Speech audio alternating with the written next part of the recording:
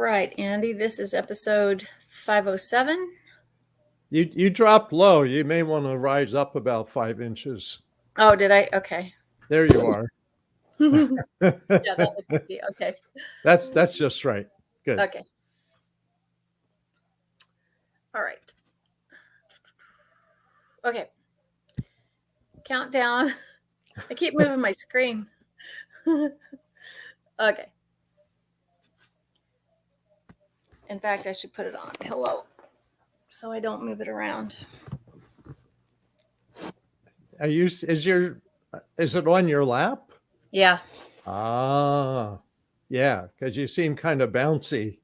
Any little movement and your whole body moves. Maybe I should move over to the table. That's probably not a bad idea.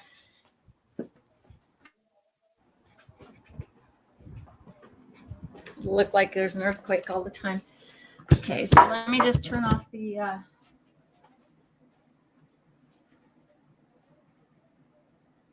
noisy air conditioner. There we go. Okay.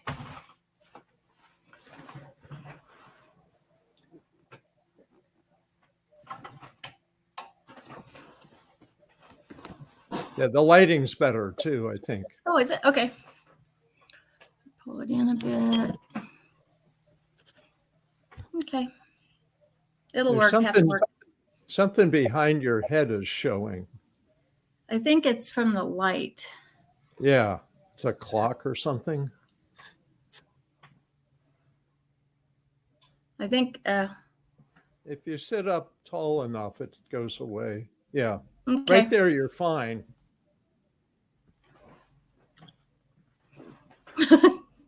It follows me. Okay. Well, they don't use the whole thing anyway, so I won't sweat it too much. Okay. Ready. Okay. Countdown. 3, 2, 1. Welcome to It's All Your Fault on True Story FM, the one and only podcast dedicated to helping you identify and deal with the most challenging human interactions, those involving someone with a high conflict personality. I'm Megan Hunter, and I'm here with my co-host, Bill Eddy. Hi, everybody. We are the co-founders of the High Conflict Institute in San Diego, California, where we focus on training, consulting, coaching classes, and educational programs and methods, all to do with high conflict. Today is the second episode of our new series, 5 Types of People Who Can Ruin Your Life. And today's focus will be on the cruel con artist types, the antisocials. But before we start, send your questions to podcast@highconflictinstitute.com or on our website at highconflictinstitute.com/podcast, where you'll also find all the show notes and links. Give us a like or a review wherever you listen to podcasts. All right, Bill. So last week we talked about, in the first episode, we talked about the basics of the high conflict personality, which we identified as about 10% of the population. And today we're going to talk about the first of the 5 types, the cruel con artist type, the antisocial personality. And we're going to talk about what it is, here's the problem, right? And here's what it looks like. And then what can we do about it? What can be done? So let's talk then. Let's start with the problem. You start the chapter on antisocials in this book with this. One of the most charming and therefore incredibly dangerous high conflict personality types is the sociopath. While typically thought of as a criminal personality, the majority of sociopaths are not in prison, and you may run into them in everyday life. But their behavior is antisocial, against society's standards of social behavior and laws, and can be extremely harmful. So, excuse me, the con artists, what strikes me, I mean, we all hear about con artists, Bill, but what kind of struck me with how you titled this chapter is the use of the word cruel. And it's what we hear a lot when we talk about this personality type and how they impact other people. So there's the con artist part, there's the cruel part. So it's kind of confusing, right? Yeah. there's a wide range of this personality, but some of the themes that they really lack the empathy that most people have that help us kind of watch out for each other and not try to hurt each other. But they lack the empathy, they lack remorse. They don't feel bad if they've hurt somebody. It just doesn't register. And it almost seems like a brain wiring issue that they just start out wired a little bit differently.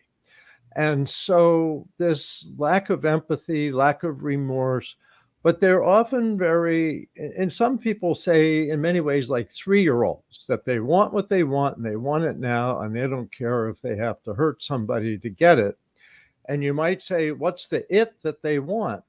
And it really varies. It's often money, it's often property, maybe it's reputation, certainly sex. There's a lot of uh, suggestions that they're more promiscuous than the average person and then other personality disorders, that they're more aggressive, that they're certainly more deceitful. That's one of the biggest characteristics, that they'll lie and they'll lie without remorse.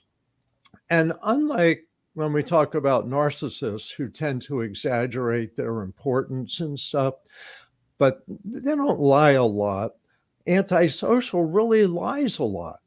And that's often how you notice, hey, this person lies about everything. Well, that's a hint you may be dealing with an antisocial, which means that you may be dealing with somebody with a lot of secrets, with secret behaviors that aren't going to come out until you've made a commitment.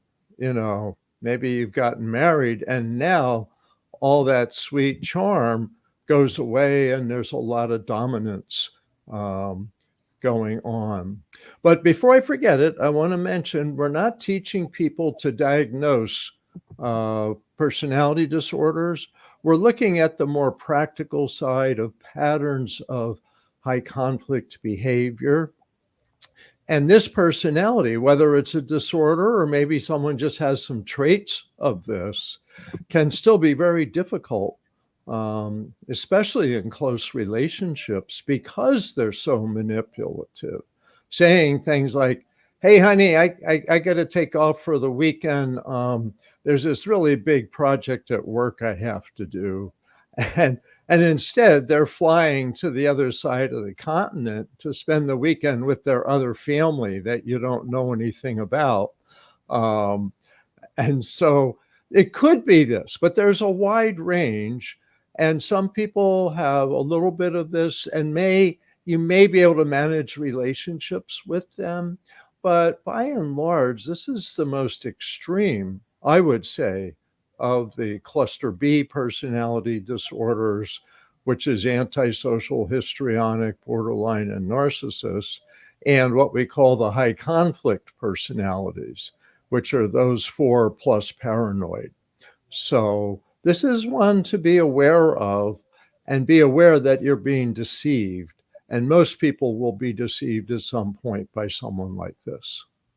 So let me go back to the conning. We hear about the people that do have a guy or a girl in every port. Right? Now, is that a bona fide? Absolutely, that person has some tinge of this antisocial personality. If someone's caught out in something like this, or not, and how would you tell?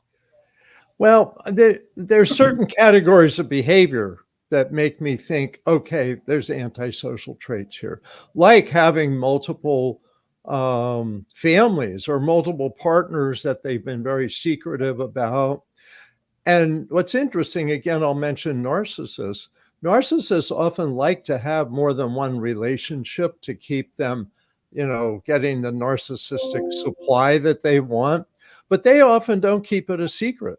They say, hey, you have to understand, my needs are more than most people, and I have to have this. Whereas the antisocial may have an entire secret life. For example, I consulted with a divorce client, And she was married for 6 years, and it wasn't until going through the divorce that she found out that her husband did not have a job. He would go to work every morning, but he didn't have a job. He was pretending to go to work every morning. And apparently, where he got his money was he was somehow siphoning money off her father's business. And so that's where the family money was coming from. It wasn't his job. So he conned her. Now, he wasn't a violent person. Some are violent, but many aren't violent. And in many ways was a seemingly kind person, but it was a pretend life. He wasn't who he said he was. And she had this kind of cold feeling like there's a lot that's not there. So that's one example. Let me mention though, before I forget it, is the three different terms that people confuse here. So there's antisocial personality disorder, which is primarily what we're talking about, although it doesn't have to be a disorder, it may just be mild traits, but has this pattern of conning, aggressive behavior, etc. Then there's sociopath. And sociopath and antisocial personality overlap a lot. But what's interesting, antisocial personality lacks empathy, lacks remorse, whereas some sociopaths may have families that they care about. And an example might be like the mafia. They're out there killing people and conning people, but in their family, they really do love their wife and love their kids. So someone who's a sociopath may have that just for certain people, but everybody else should watch out. Antisocial personality disorder seems more sweeping, that there's really nobody that's safe, even their spouses and children, like say Bernie Madoff, who kept it secret from his family and destroyed his family when it finally came out that he was a conning billionaire and really had a pyramid scheme of sorts. So anyway, and the last is psychopath.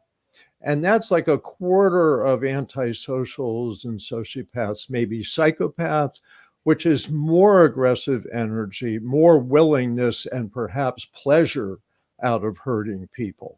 So it's a smaller group, maybe 1% of society, whereas antisocial and sociopaths are around 4% of society. Okay. That was my next question, but I'll go back to a couple things you said. So you had a client that was going to work every day, or said they were going to work every day, but really wasn't. I had one who was the opposite, who said she was going to work every day, but wasn't. Right? Or did I just say that backwards? Well, mine wasn't my client; it was my client's husband. Your client's Was husband. the Okay. one who pretended to go to work every day. Yeah. Pretend, yeah. Well, I guess this was the same thing. So this gal was pretending to go to work every day, and said they had a job, but there was absolutely no job. Or no. Okay, Andy, you're going to have to cut this. Let me start this over. So I had a client. Okay, let me start over. So I had an acquaintance who said they didn't have a job, but they would leave their home every day at the same time and drive to, like 25 miles to the downtown area of the city, all dressed up, and come home about the same time every night. And she said she was job hunting there. But I don't know anybody else that would job hunt for 8 hours a day in person, pounding the streets for a marketing executive job, right? So it's kind of interesting to realize that the con isn't a specific con all the time. It's just whatever suits their needs. She needed to con money from people saying, I don't have a job, when in actuality, she did have a job. And there were a whole lot of other red flags. And that's what confused me. And that's what is always the tell. We'll talk about, here's what it looks like later. But one of the tells is confusion. And I got that from your book, Bill, It's All Your Fault. When I was dealing with this particular female acquaintance, and I was feeling so confused with her. And I went back and I read that antisocial chapter, and there it is. When you feel confused, like things just don't add up. So I Right. call them the double life people, right? Um, whether it's lying about the whether they have a job or they don't, or whether they have cancer or they don't, or whether they have this beautiful life on Facebook or Instagram with beautiful pictures and loving and kind toward everybody. I'm praying for you. I love you. I think you're wonderful. Oh, you poor thing. Let me, can I bring you a meal? All of those things. But on the flip side, and in the real life, it's a whole different story, and they're cruel and they're destroying other people. So they're the double life people. So, Bill, on a scale of 1 to 5, picking between these 5 high conflict types: antisocial, borderline, narcissistic, histrionic, and paranoid, where does the antisocial rank in terms of their impact on others? Well, I would say it depends on the individual, because you could have someone, say, with borderline personality disorder who is so jealous that they kill their lover or their partner's boyfriend or girlfriend. But overall, in general, the antisocial is generally the more difficult and more damaging, partly because it's such a psychological deception, and people just feel so devastated when they find out that this isn't at all the person I thought this was. Like after getting married, and then you find out, you've got this very aggressive, domineering kind of partner who was sweet and loving up to that point. That's why we say to wait a year before you commit to get married, have a child, buy a house, all of that, because they can cover up this stuff for quite a while, but usually not a whole year. So that's, I'd say it's the worst, but it's more generally the worst because specific variations. And I want to mention briefly, of course, in addition to my own books, there's a book I read recently called Sociopath. And it's about a woman who really talks about growing up, realizing she was different, that she lacked empathy for people, that she enjoyed stealing from people. She enjoyed breaking into people's houses, usually thinking that they're not home. And yet she set rules for herself. And she said, I'm not allowed to hurt anybody. I can never let myself hurt anybody. So she limited her sociopathic behavior to like breaking into houses and stealing things, but not hurting anybody. She also seems to have a good relationship with a man who became her husband.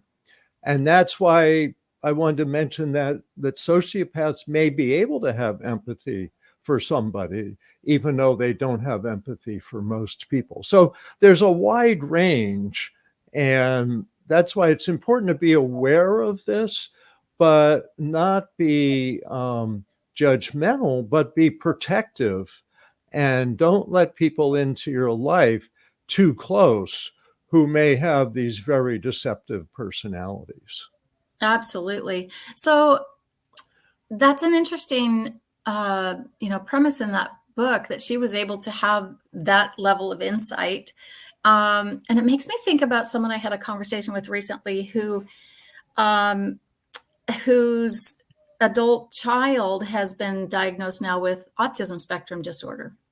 And it's made the parent that I was talking to wonder if they also have this autism spectrum disorder.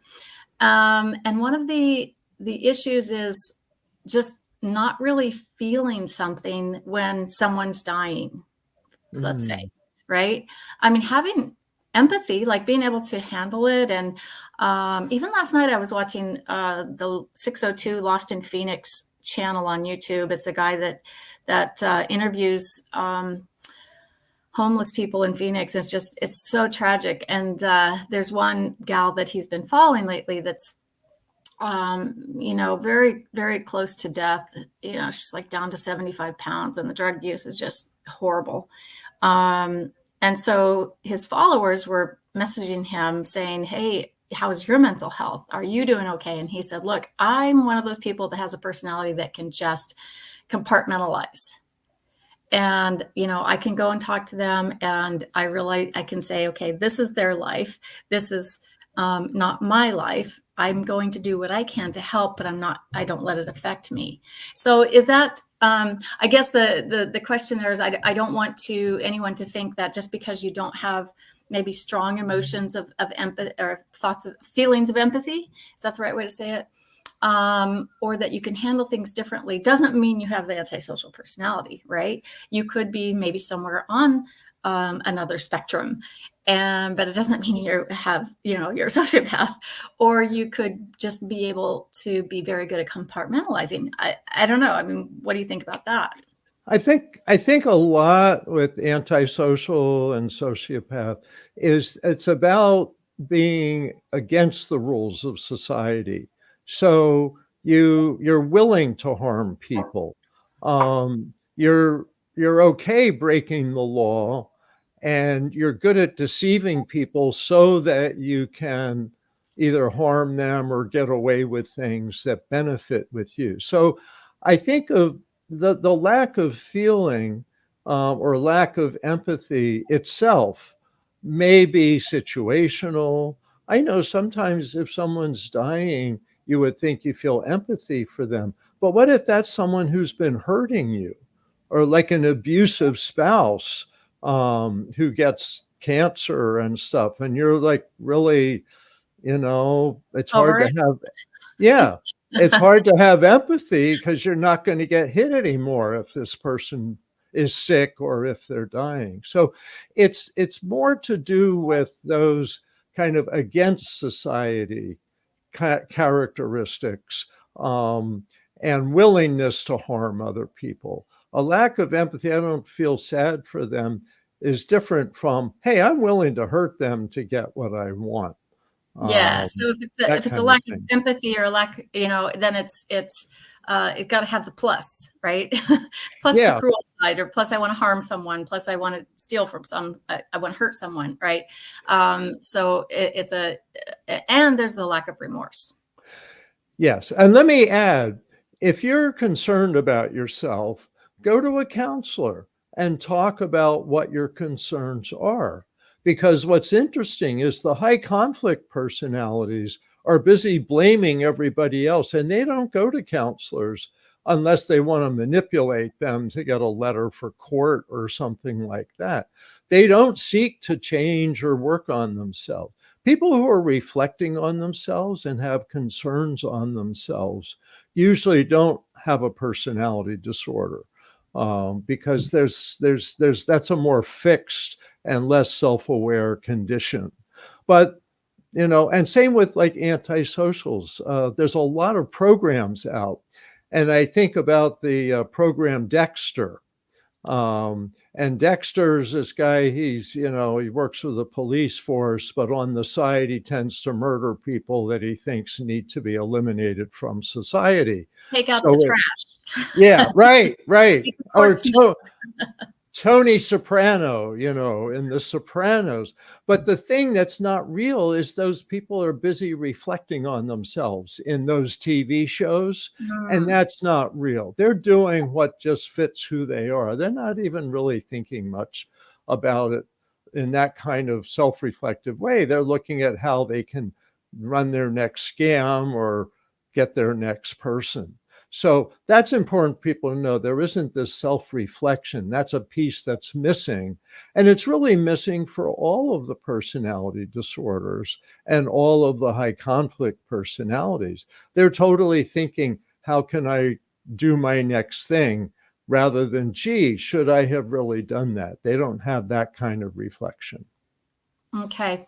So let's talk a couple of minutes. Let's switch into from, this is the problem, into how do we identify this? Here's what it looks like, right? So, I like to say, when I think about this, that we kind of think that the antisocial personality, with the word cruel attached to it, right? That they're going to show up with an axe or with a sign that says, I'm going to really make your life hell. So I mean, you've already mentioned that they often present with charm, but do they always present with charm? Because the female I was talking about a few minutes ago, with the job, that didn't, yeah. So did not present with charm. She was very kind of a neutral affect, and kind of had an odd vibe about her. But then everything after that was, ticked all the boxes of this personality pattern.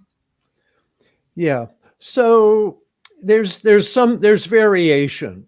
But things, because generally it's an anti-society kind of thing, is they may come on with charm. And by the way, charm itself isn't necessarily a bad thing. There's people who are very charming, and it's true. But it's more common with these folks that they're very charming. And I would suggest that antisocials and narcissists are the most charming people in the world. So it's a warning sign, but it's like a yellow light. It's not a red light. You want to check it out, and see what's really going on. But the biggest thing I think, with antisocial is don't pay attention to what they look like and what they say, because they can look and say like everybody else. Is do a background check. Find out who knows this person. What do they know about this person? Does this person have any relatives that I can talk to? So if you're dating or if you're hiring, those kinds of things, or going to hire someone to do some work on your house, those kinds of things, you want to get some verification that they are who they say they are. And I'll just give a quick example with that. In my very first book for legal professionals, High Conflict People and Legal Disputes, I included a guy who went to prison for insider trading on Wall Street. And I put his name in there. His first name was Jeffrey. I put his whole name in there. Well, about 5 years after that, I get an email from a woman saying, I just read your book and I can't believe, but that's the same guy that I gave $10,000 to fix a retaining wall in front of Really? my house, and I never saw him again. I wish I had read your book before, because he used his real name. Wow. Wow. Yeah. So there's that, right back to, they lie when they know they can get caught. Right? Yes, because they can talk people out of it, because their facial expressions, tone of voice, body language, they can manipulate. And that's why cross-examination in court with antisocials is a risky thing, because they often can con people. And I'm not saying it particularly fits this person, but you remember the bloody glove? Oh, The bloody yes. glove that wouldn't, if it doesn't fit, you must acquit. Well, that's the kind of con that these con artists do. And I'm not saying, OJ was a con or was antisocial, but I'm saying that's the kind of behavior that antisocials will do in court, and they win sometimes because they're so good at conning. So you've got to check that out. And one other thing I want to mention is your gut feelings sometimes are the ones that say, hey, something's out of sync here. The words are perfect, but it just doesn't feel right. It's kind of cold, disconnected. That's it. That's what I was experiencing from this person. It was a little bit of a frost, right? And disconnect. Yeah, that's interesting. That's interesting. Or a danger feeling, like, ooh, this person could hurt me if nobody else was around. Yeah. Okay. And another thing, and we'll take a break right after this, is when we have over empathy for someone, right? Like, Yes. I want to do more for this person. I'm going to give more, so they either have cancer or grandpa's in a wheelchair and needs a wheelchair. And that's, I've got a situation right now I'm working with where there's a wheelchair at issue for someone in a third world country who need this fella needs a wheelchair. And I tell you what, the person here in the US has managed to buy that wheelchair, or maybe buy 50 wheelchairs with the amount of money that's been raised individually from people without them knowing that there's 49 other wheelchairs already been purchased. Not really, but it's all a con. And the same individual has been caught on camera doing something that they said they didn't do. And with the video, this is the thing about the antisocial type, is with video proof presented to their face, absolutely will not confess to it. Right. That didn't happen. I didn't. That's not me. I don't know how that could be. I don't know what happened. It makes your brain go, is there something wrong with me? Am I missing something? I better watch that video again. So if you have those thoughts, there's your clue, right? Get your antenna up. It's just not, you're not dealing with something that you think you are. And that person's going to go and charm and all that. So, okay, with that, let's take a quick break. We'll come back and talk about the what you can do. Okay, we are back. And so, Bill, let's talk about, what you can do. You've created the CARS method of handling high conflict. And I think it's like the overarching principles. It's the way you handle high conflict people in your interactions with them, and kind of get it sorted. But is there one that you're going to use more than others with the antisocial personality? I think two things. One is CARS is connecting, analyzing, responding, and setting limits. And with connecting, we tend to use ear statements: empathy, attention, and respect. Antisocials really like respect. So if you sprinkle your conversation, I was consulting once with a celebrity whose ex-husband she believed might be antisocial. And I said, then sprinkle your conversations with the word respect. I respect you. I respect your relationship with our child. I respect your efforts. And this is that. And I hope you'll respect mine. And so that may calm an antisocial person. And they're not all, like I said, they're not all violent. They're not all involved in criminal behavior, but they may have a secret life. They may have be connecting with, phone sex or escorts or something. And that's where looking up the records, credit card records of a partner. I've had several people I've consulted with who were shocked to find what their partner was spending money on, gambling, big gambling debts and such. So respect is a word that helps manage them, but in many ways it's setting limits and imposing consequences. That's really what's going to happen. And that's what employers need to think about earlier. Employers tolerate bad behavior longer than they should if it's a pattern of bad behavior. They say, look, you give one chance, but not 5 chances. Right. Things like that. And one thing I want to quickly say is not all people with a criminal record or prison record are antisocial. And there's some businesses that hire people out of prison to give them a second chance in life who do well. So this is tricky stuff, and you should get consultation and not jump to conclusions. But on the other hand, be cautious. So part of setting limits and imposing consequences is taking your time to get to know somebody. Because I can't tell you there's one single sign that will tell you, oh, this is an antisocial person who will abuse you if you marry them. I can't tell you that because we don't know there's one sign. But the general thing, get some background, take your time. Same with whenever you're going to give somebody $10,000 to work on your house, do a good background check. Google them.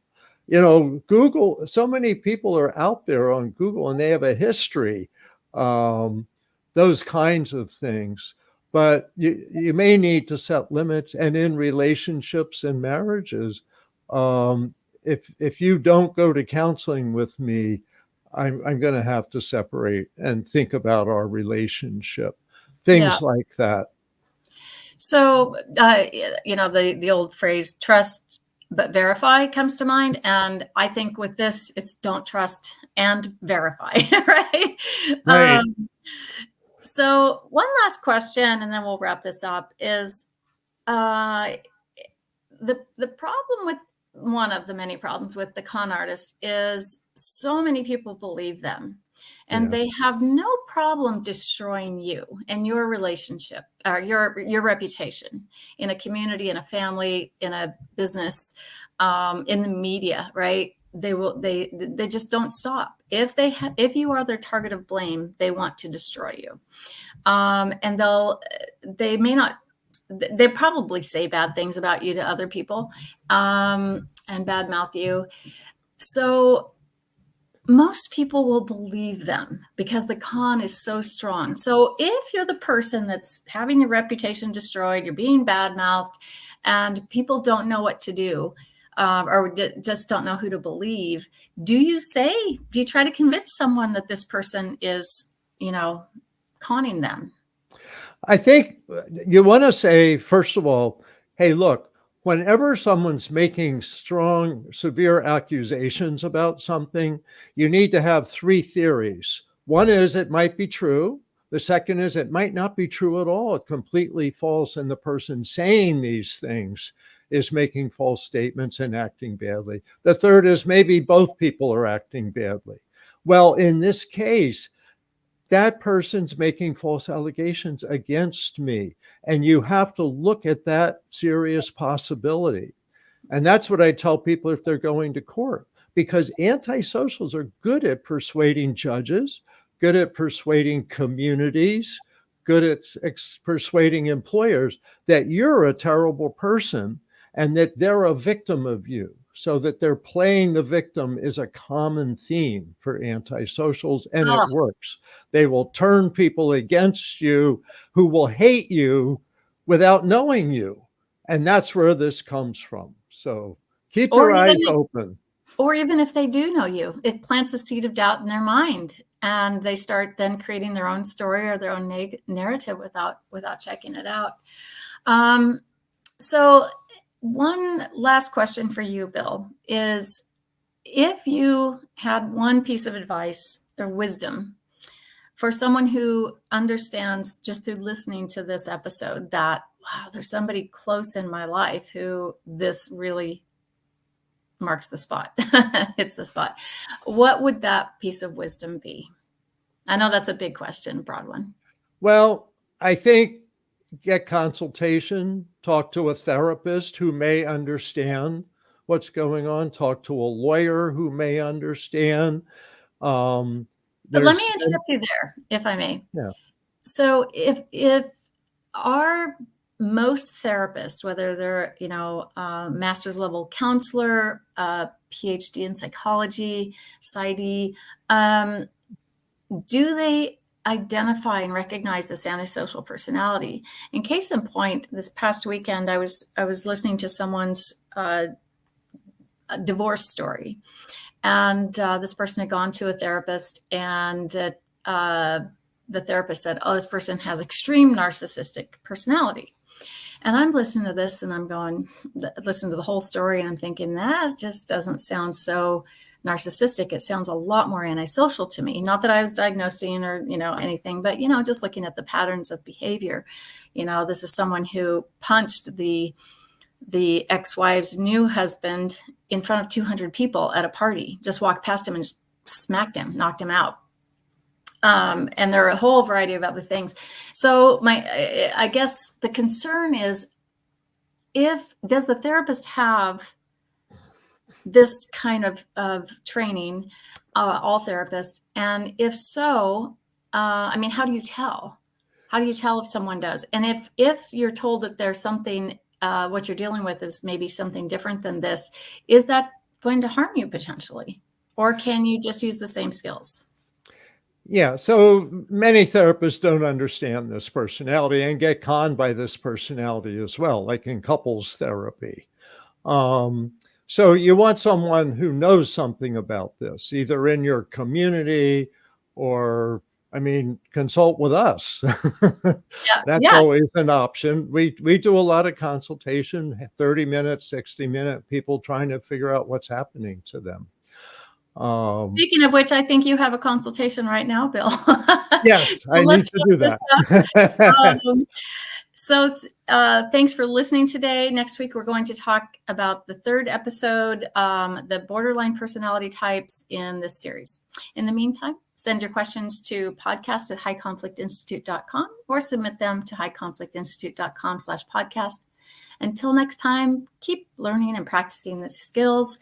And while we all try to keep the conflict small and try to find the missing piece.